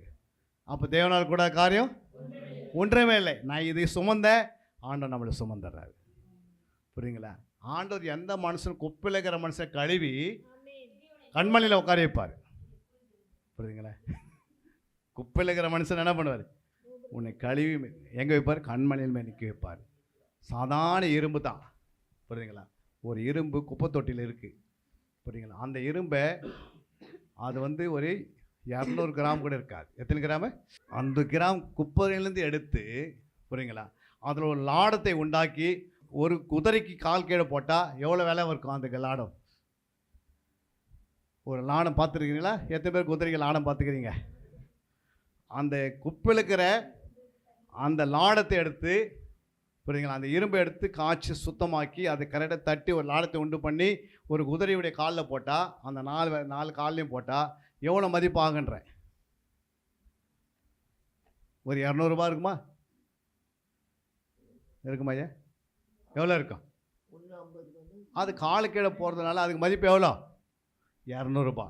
அதே இரும்பை நல்லா வேகமாக தட்டி அடி மேலே அடி அடிச்சு அது ஒரு காருக்கு பிஸ்டனாக கொண்டு போட்டால் அது 4000 ரூபாய் ஆயிடுது. அதே இரும்பு எத்தனை எவ்வளோது? காருக்கு பிஸ்டனாக வந்தா அதே இரும்பை இன்னும் அதிகமான அடி வாங்கி ஒரு ஃப்ளைட்டில் கொண்டு வந்து நிடிலாக போட்டால் அது 3 லட்சம் ஆகுது. எத்தனை லட்சம்? 3 லட்சம். அது நீ பறந்துக்கினே போகிற. உன்னை அடி மேலே அடி வச்சாதான் நிடிலாக மாற ஆசைப்படுறியா, இல்லை நீ பிஸ்டனாக இருக்க ஆசைப்படுறியா, இல்லை ஆடமாக இருக்கிற ஆசை உங்கள்கிட்ட தான் இருக்குது. ஆனால் குப்பையில் இருக்கிறதே அவன் வெளியே கொண்டு வராரு. புரியுங்களா? அப்போ எவ்வளோ அடி மேலே அடி வாங்குறியோ, எவ்வளோ உபத்திரையும் பாடு சுமக்கிறியோ அவ்வளோ நான் பிரகாசிப்பேன். ஐயோ உபத்திரவாதே என்னால் முடியல அப்படின்னா லாடமாகவே இருப்பேன். லாடம் எங்கே தெரியாது? யாருக்கு தெரியாது? உலகத்துக்கே தெரியாது. அது கால் கீழே இருந்துருவாங்க. நீ கால் கீழே இருக்க வாழ்க்கை வாழறியா, இல்லை நீ ஒரு பிஸ்டனுக்கு உள்ளே போய் வாழ வாங்கினியா, இல்லை ஒரு பைலட்டுக்கு முன்னாடி நான் நிடிலாக இருக்க ஆசைப்படுறியா? அது இன்றைய நீங்கள் தீர்மானம் எடுத்துங்க. அல்லையா? நிடிலாக இருக்குன்னா அடி ஜாஸ்தியாக வாங்குது. புரியுங்களா? பிஸ்டனாக வாங்கினா கொஞ்சம் அடி குறைக்குது, விலையும் குறையுது. ஆனால் லாடமாக இருக்க ஆசைப்பட்டா யாருக்குமே தெரியாது. நீங்கள் கிறிஸ்துக்குள்ளே இருக்கிறது யாருக்குமே தெரியாது. புரியுங்க? ஆண்டவனுடைய சுமந்து கொண்டு போகணுன்னா நீ ஆண்டோடைய கையில் வந்துடணும். ஆண்டவர் என்ன பண்ண ஒரு நிடிலாக மாற்றி அமைங்க. எப்படி இருக்கணும்? உன்னை அர்ப்பணிக்கணும். ஆண்டவரே இந்த நாள்லேருந்து என்னை அர்ப்பணிக்கிறேன், என்னை ஒரு நிடிலாக மாற்றிங்க. அப்போ நிடியில் அடியும் வாங்குமா? வாங்காதா? வாங்கும். ஆனால் ஆண்டருக்கு முன்னாடியே நிற்கும். ஒரு பைலட்டுக்கு முன்னாடி நிடியில் நிற்கலன்னா அது முடியாது. கடைசியாக ஒரு வசனத்தை வாசித்து முடிக்கலாம். சங்கீதம் 95:6. நம்மை உண்டாக்கின கர்த்தருக்கு முன்பாக நாம் பணிந்து குனிந்து முழங்கால் படியிட கடவும் வாருங்கள். என்ன சொல்கிறார் ஆண்டவர்? நம்மை உண்டாக்கின கர்த்தருக்கு முன்பாக பாருங்க, நம்ம உண்டாக்கினது யாரு? கர்த்தர். கர்த்தருக்கு முன்பாக எப்படி வரணுமா? நாம் பணிந்து குனிந்து. பாருங்க, ஃபர்ஸ்ட் பணிந்து, அப்புறம் தான் குனிந்து, அப்புறம் என்ன பண்ணோம்? அப்புறம் முழங்கால் படிக்கணும். எத்தனை பேர் அப்படி செய்கிறீங்க? அப்படி செய்தீங்கன்னா உங்கள் இடுப்பு வழியாக வராது. இல்லையா? நம்ம பணிந்தே கிடையாது, குனிந்தே கிடையாது, நின்னே பழக்கமாயிடுச்சு. நீங்கள் முழங்கால் போட்டு சாஸ்தாங்கமாக விழணும். நான் 365 நாளையும் 360 நாள் விடுவேன். அவனுடைய மண் ஆண்டவரை நான் உன் பாதத்தில் விழுகிறேன். அப்படி மண்ணென்று நினைவு கூறும்படியாக உன் பாதத்தில் விழுகிறேன். நம்ம எல்லாமே யார்? மண். இந்த மண்ணில் முத்தை வச்சிருக்கிறாரு. அந்த முத்தை கரெக்டாக என்ன பண்ணுவார்? ஆண்டு உருவாக்குவார். அது அவருடைய குழவன் கையில் நம்ம இருக்கிறோம். ஒரு நாள் நம்மளை வணைந்து நம்மளை அழகாக கொண்டு போவார். நம்ம அவர் கையில் கொடுத்துடணும். நீ உங்கள் கையில் இருக்கக்கூடாது. ஆண்டவரே, நீ பிறந்த நாளில் நான் வந்திருக்கிறேன். இன்றைக்கி உங்களுடைய பிறப்பில் நான் நிறைய வசனத்தை கேட்டேன். 4 காரியங்களை குறித்து ஆண்டு பேசினார். அல்லேலூயா. நற்செய்தியில் நம்ம என்ன பண்ணோம்? ஒருவருக்காவது நம்ம நற்செய்தி சொல்லிடணும் ஒரு நாளைக்கு. அல்லேலூயா. அவங்க சொல்கிறாங்க, நற்செய்தி நான் சொல்லாவிட்டால் குற்றம் என் மேலே சுமரும். அப்போ நிறைய குற்றத்தை நீயே நம்ம கூட வாங்கி வாங்கி வச்சுக்கூடாது. அல்லேலூயா. முடிதோ இல்லை, இயேசு பற்றி ஒருத்தருக்கு சொல்லிடணும். ஒரு ஆட்டோவில் உட்காந்தா இயேசு பற்றி சொல்லுங்கள். ஒரு பஸ்ஸில் உட்காந்தா ஒருத்தருக்கு சொல்லுங்கள். ஒரு காரில் போனால் ஒருத்தருக்கு சொல்லுங்கள். நடந்து போனால் ஒருத்தர் கூப்பிட்டு அவனை கூப்பிட்டு ஒரு கிஃப்ட்டு கொடுத்து இயேசு உன்னை நேசிக்கிறான்னு சொல்லுங்கள். எப்படியாவது நற்செய்தி அவங்களுக்கு அறிவிக்கணும். 2வது ஆண்டு என்ன சொன்னார்? அவர் இரட்சகராய் பிறந்தார். அல்லேலூயா. 3வது ஆண்டு என்ன சொன்னார்? அவர் தீர்க்கதரிசியாக இந்த உலகத்தை வெளிப்பட்டார். அல்லேலூயா. 4வது அவர் என்ன செய்தார்? அங்கே அவரை பணிந்து கொள்ளும்படி வந்தோம். அல்லேலூயா. அப்போ இயேசுவை பணிந்து கொள்ள நம்ம வந்திருக்கிறோங்க. நம்ம சாஷ்டாங்கமாக விழுகிறோமா? உங்கள் ஜபத்தில் அது எப்படி? நான் உங்களுக்கு ஒரு நாள் ட்ரைனிங் தரேன். அந்த ட்ரைனிங் கற்றுக்கொள்ளுங்க. எவ்வளோ தாழ்த்துறீங்களோ அவ்வளோ உயர்த்தப்படுவீங்க. அல்லேலூயா. நீங்கள் உலகத்தில் தாழ்த்தப்படுறதுலாம் ஆண்டுக்கு தெரியாது. ஆனால் ஆண்டோடைய பாதத்தில் வந்து தன்னைத்தான் தாழ்த்தி பாருங்கள். கர்த்தர் உங்களை உயர்த்தி மேன்மையை வைப்பார். உங்கள் பிள்ளைகளை மேன்மையை வைப்பார். இன்றைக்கி இயேசு பிறந்திருக்கிறான்னா உங்கள் வாழ்க்கையில் நிச்சயமாகவே இயேசு பிறப்புக்கு ஒரு என்ன இருக்குது? ஒரு வெற்றி இருக்கிறது. அல்லேலூயா. இயேசு உன் இருதயத்தில் பிறந்திருக்கிறார். அதனால் நீ ஒரு நாளும் பயப்படக்கூடாது. சுத்த இருதயம் உனக்குள்ளே வளர்த்துக்கணும். துர்மனசாட்சி உங்களை விட்டு எடுத்துடணும். நல்ல மனசாட்சி உள்ளவளா நீ மாறணும். வீணான காரியங்களுக்கோ வீண் வார்த்தைகளுக்கோ தேவையில்லாத கட்டுக்கதைகளுக்கோ நேரத்தை கொடுக்காதீங்க. புரியுங்களா? உன் ஆத்மா கெடுக்குதுன்னா நீங்கள் கொடுங்க. உன் ஆத்மா கெடுன்னா என்ன பண்ணீங்க? உங்கள் ஆத்மா கொடுத்துருங்க. ஆனால் உங்கள் ஆத்மாவில் குற்றமில்லாமல் துர்மனசாட்சி வராமல் நீங்கள் அதை பரிசுத்தமாக காத்துக்கொள்ளணும். ஆண்டவரே நோக்கி இருக்கணும். அப்போ உன் ஆத்மாவில் அந்த நல்ல மனசாட்சி உண்டாகி ஆண்டவர் உன் ஆத்மாவை பலப்படுத்துவார்.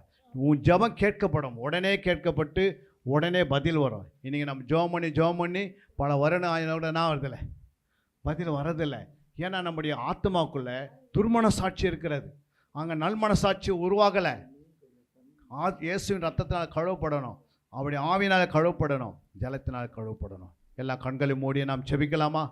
ஆண்டவர் நம்மோடு பேசி இருக்கிறார். கண்களை மூடிங்க பார்க்கலாம். எல்லாம் ஜெபம் பண்ணலாம். அப்படியே எல்லாம் வாயை திறந்து கேட்ட வசனத்தின்படி நீங்கள் இயேசு உனக்குள்ளே பிறந்திருக்கிறார். இன்றைக்கி உங்களுடைய மார்பில் கை வச்சு, ஆண்டவரே நீ எனக்குள்ளே பிறந்திருக்கிறீர் அப்படின்னு நீங்களே சொல்லுங்கள். வாயை திறந்துங்க. எல்லாம் வாயை திறந்து, நீ பிறந்த நாள், உம்முடைய பிறந்த நாளில் நான் வந்திருக்கிறேன்ப்பா. ஆண்டவரே உம்மை தேடி வந்திருக்கிறேன். உம்முடைய பிறப்பு எங்களுக்கு மிக முக்கியமானதப்பா. ஆண்டவரே ஒரு பாலகனாக, ஆண்டவர் குமாரனாக நீர் எங்களுக்குள்ளே பிறந்திருக்கிறீர். எங்களுக்குள் பிறந்திருக்கிறபடியினால் உம்முடைய நற்செய்தியை நாங்கள் சொல்கிறவர்களாக, நல்ல மனசாட்சி உள்ளவர்களாக, உம்முடைய பாதத்தில் நாங்கள் பணிந்து குனிந்து உம்மை தொழுது கொள்வர்களாக ஆண்டவரே எங்களுக்கு உதவி செய்யுங்கப்பா. நீ நல்லவர் ஆண்டவரே, நீர் வல்லவர், நீ அதிசயம் உள்ளவர். உம்முடைய பாதத்தில் வந்திருக்கிறோம். எங்களை பலப்படுத்தி அனுப்புங்க, எங்களை உற்சாகப்படுத்தி அனுப்புங்க. நாங்கள் கேட்ட வசனத்தின்படி இந்த பிறந்த நாளை நாங்கள் கொண்டாடணும் மட்டும் இல்லைப்பா, இந்த உலகம் கொண்டாடணும். இந்த உலகத்துக்கு இயேசு பற்றி உம்மை பற்றி நாங்கள் சொல்வோம். ஆண்டவரே உம்மை பற்றி நாங்கள் அறிவிப்போம். ஆண்டவரே நற்செய்தி சொல்லுகிறவர்களாக நாங்கள் காணப்படுவோம். புதிய ஆத்துமாக்களுக்காக, அழிந்து போகிற ஆத்துமாக்களுக்காக ஆண்டவரே நாங்கள் விடமாட்டோம் அப்பா. இந்த நாளில் ஆண்டவரே உம்முடைய வார்த்தை கேட்ட பிள்ளைகளை, குடும்பங்களை ஆண்டவரே வந்த ஒவ்வொரையும் உம்முடைய பரிபூரண ஆசீர்வாதத்தினால் ஆசீர்வதித்து அவரில் அனுப்பும்படியாக நான் வேண்டிக் கொள்கிறோம். இந்த ஆலயத்தை நடத்துகிற தாயாரை பலப்படுத்தி உற்சாகப்படுத்துங்க. இன்னும் அநேக பிள்ளைகளை கொண்டு வரும்படியாக நான் செபிக்கிறோம்ப்பா. அவர்களை ஆசீர்வதித்து வழிநடத்துங்க. வந்த ஒவ்வொரு பேர் பெறாக ஆசீர்வதிங்க. உம்முடைய நாமத்தை தொழுது கொள்ள, உம்முடைய நாமத்தை துதிக்க, உம்முடைய நாமத்தை போற்ற, உம்முடைய நாமத்தை நாங்கள் உற்சாகப்படுத்த ஆண்டவர் அநேகருக்கு சொல்ல இன்றைக்கி நிறைய வார்த்தைகள் நான் கேட்டோமாப்பா. அந்த வார்த்தையின்படி வாழ்ந்து காட்ட எங்களுக்கு உதவி செய்யுங்க. எங்களை பரிசுத்தப்படுத்துங்க. எங்கள் ஆவி ஆத்மா சரீரங்களை உம்முடைய ரத்தத்தினாலே ஜலத்தினாலே ஆவினாலே கழுவி சுத்திகரித்து எங்களை பரிசுத்தமாக்கி எங்களை விடுதலாக்கி எங்களை ஆண்டவரே ஒரு நிறைவான ஆசீர்வாதத்தோடு நாங்கள் புறப்பட்டு போக ஆண்டவரே நாங்கள் ஒரு ஃப்ளைட்டில் ஒரு நெடிலாக வாழ்ந்து காட்டணும். நாங்கள் ஒரு நெடிலாக இருக்கணும்ப்பா. உமக்கு முன்பாக இருக்கணும். நாங்கள் மறைமுகமாக இருக்கக்கூடாது. எங்களை பயன்படுத்துங்கப்பா. உம்முடைய ராஜ்யத்துக்காக பயன்படுத்துங்க. உம் சித்தத்தை செய்வதற்காக எங்களை பயன்படுத்துங்க. பலப்படுத்தி ஆசீர்வதிப்பீராக. உம்முடைய நாமம் மட்டும் மகிமைப்படட்டும். எல்லா துதி கன மகிமை உமக்கு ஒருவருக்கே ஏறெடுக்கிறோம். இயேசுவின் நாமத்தினாலே பரிசுத்த ஆவியாக ஒத்தாசை ஜெபிக்கிறோம் எங்கள் ஜீவன் நல்ல பிதாவே, ஆமீன். கரங்களை தட்டி தேவன் நாமத்தை மகிமைப்படுத்துங்க. அன்பிற்குரியவர்களே, சத்திய வேத ஆராய்ச்சி வித்தியாசாலை தரிசன ஊழியம் 1. வடமாநிலத்தில் 300 திருச்சபைகளை உருவாக்குதல். 2. மாதம் ஒருமுறை எழுப்புதல் உருவாக்கும் எழுப்புதல் கூட்டம். 3. ஊழியர்கள், சபை தலைவர்கள், சுவிசேஷர்களுக்கென கருத்தரங்கு, அதாவது சத்திய வேத ஆராய்ச்சி நேரம். 4. டிவி ஊழியம். 5. பத்திரிகை ஊழியம். 6. சிடி டிவிடி ஊழியம். 7. பவர் கேம்ப் அக்னி அபிஷேக முகாம். 8. உபதேச ஆராய்ச்சி கருத்தரங்கு ஊழியம். 9. நலிந்த குழந்தைகள் இல்லம். 10. 24 மணி நேர ஜெப மையம். 11. சத்திய தேவ ஆராய்ச்சி கல்லூரி. 12. சிறுவர்கள் உருவாக்கும் ஊழியம். 13. மருத்துவ முகாம். 14. ஜெயில் ஊழியம். 15. கைப்பிரதி ஊழியம். 16. கிராம ஊழியம். 17. மிஷனரியை உருவாக்கும் ஊழியம். 18. நன்றி துதி ஆராதனை கூட்டங்கள். 19. சமூக நலப்பணிகள் ஊழியம். 20. இன்டர்நெட் மூலமாக ஆன்லைன் படிப்புகள். இது விரைவில் வரவிருக்கின்றது. 21. தேவனுடைய வருகைக்கு ஆயத்தப்படுத்துதல். இதனுடைய நோக்கங்கள்: 1 கோடி சீடர்கள் உருவாகுதல், 1 கோடி ஜாமக்காரர்கள் உருவாகுதல், 1 கோடி யுத்த வீரர்கள் உருவாகுதல், 1 கோடி ஊழியர்கள் உருவாகுதல். தரிசனத்தை அவன் கண்டபோது அவர்களுக்கு சுவிசேஷத்தை அறிவிக்கும்படி கர்த்தர் எங்களை அழைத்தார். புறப்பட்டு போக பிரயத்தனம் பண்ணி. அப்போஸ்தலர் நடபடிகள் 16:10.